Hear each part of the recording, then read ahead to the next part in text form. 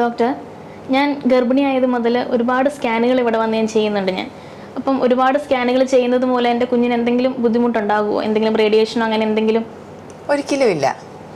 നമ്മൾ ഒരു സ്ത്രീയുടെ പ്രഗ്നൻസി പീരീഡിൽ അവരുടെ ഗർഭസ്ഥ ശിശുവിൻ്റെയും ആരോഗ്യാവസ്ഥ അറിയാൻ വേണ്ടിയിട്ടാണ് അൾട്രാസൗണ്ട് സ്കാൻ ചെയ്യുന്നത്. ഹൈ ഫ്രീക്വൻസി സൗണ്ട് വേവ്സ് ആണ് അൾട്രാസൗണ്ട് ഉപയോഗിക്കുന്നത്, അല്ലാതെ എക്സ്റേ, CT എന്നിവ അയോണൈസിങ് റേഡിയേഷൻ ആണ് ഉപയോഗിക്കുന്നത്. അതുകൊണ്ട് തന്നെ ഗർഭസ്ഥ ശിശുവിനോ ഗർഭിണിക്കോ അൾട്രാസൗണ്ട് കൊണ്ട് ഒരു ദോഷവും ഉണ്ടാകത്തില്ല. 4 ഘട്ടങ്ങളായിട്ടാണ് നമ്മൾ ഒരു പ്രഗ്നൻസി പീരീഡിൽ അൾട്രാസൗണ്ട്സ് ചെയ്യുന്നത്.